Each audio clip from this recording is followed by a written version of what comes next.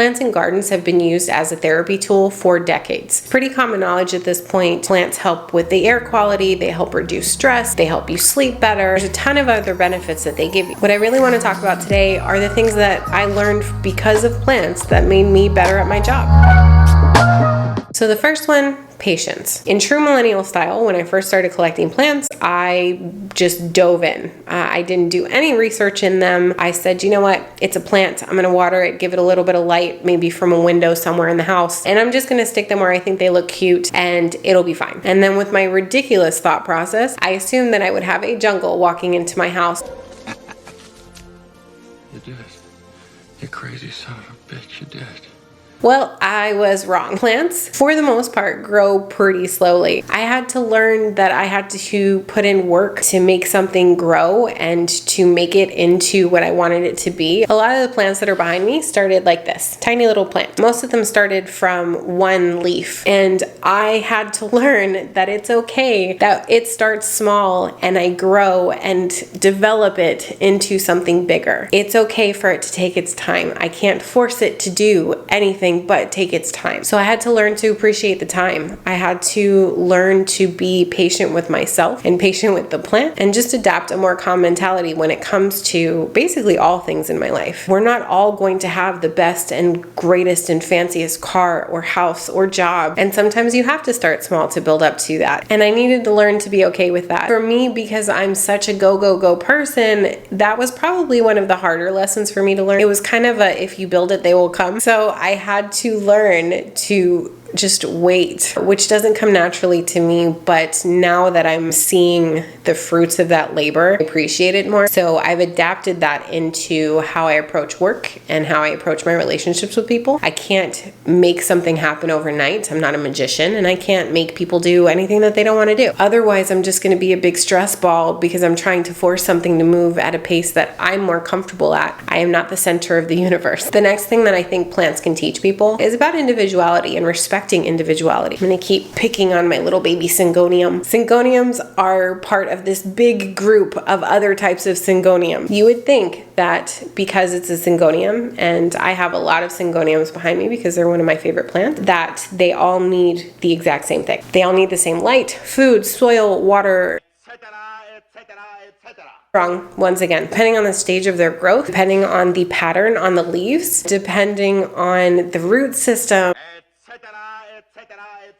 Some need more light than others, some need more water than others. So basically what that means is just because you're part of a group, a species, or a subsect of a species, doesn't mean that you agree with and want everything that the collective group supposedly wants. If it's a real thing in nature, then of course it's a real thing amongst humans. If you're trying to implement a process or develop a program, you're trying to make sure that the messages that you're relaying are hitting your target audience and being understood by your target audience, you have to understand the individual needs. You have to understand the individual changes and the individual wants. All of us are human, but how you grew up, where you grew up, the books that you've read, the movies that you've watched, the music that you've listened to, the food that you've eaten, the part of the world that you've lived in,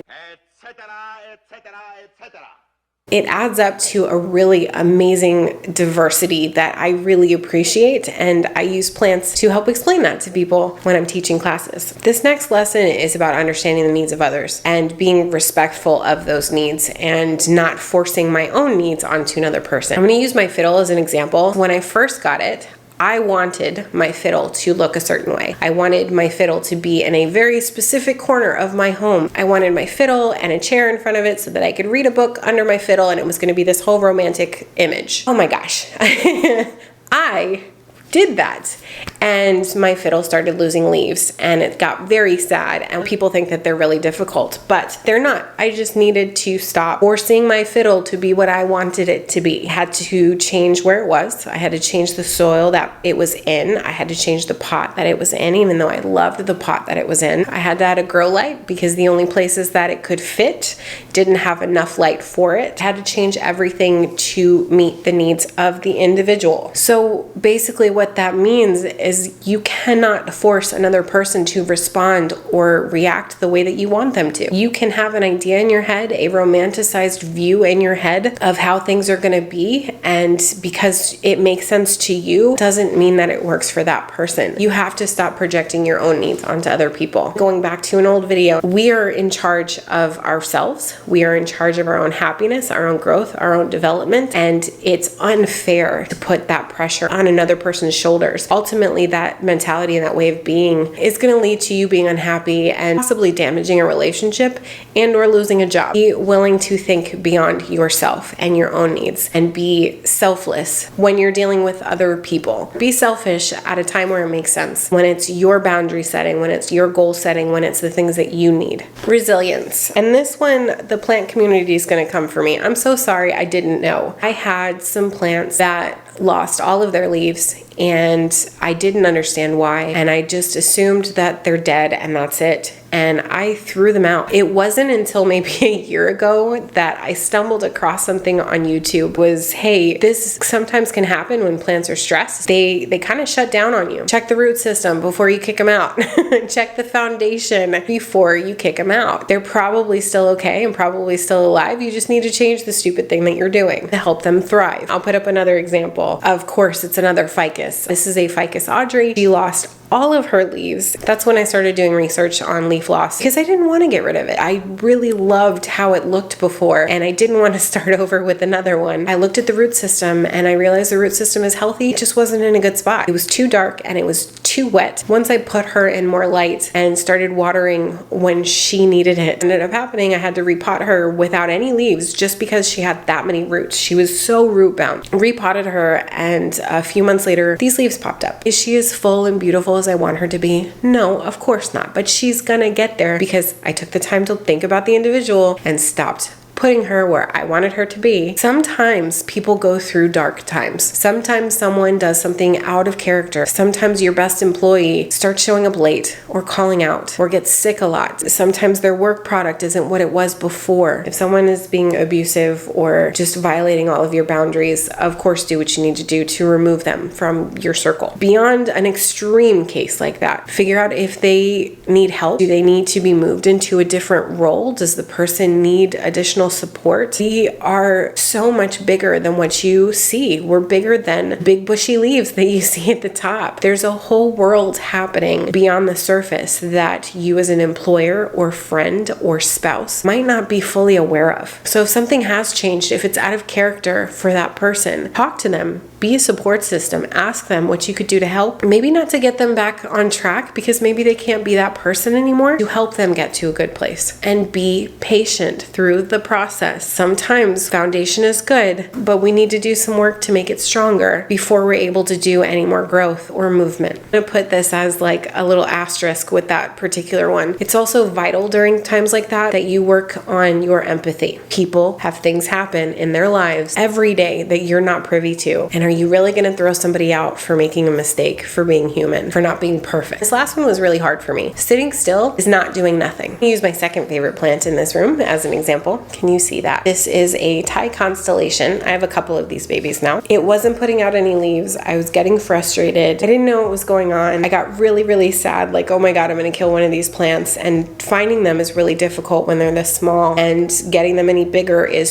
so unreasonably expensive that I'm not going to do it. So I played around in the root system. It was healthy. It had enough light, done all of this stuff. I'm like, what is happening? It's so still. So I put it in this see-through cup because I wanted to see what the heck was going on with the root system just kind of as it was going. No leaves have come out. The plant hasn't changed at all that you can see. But if you see, that's all root.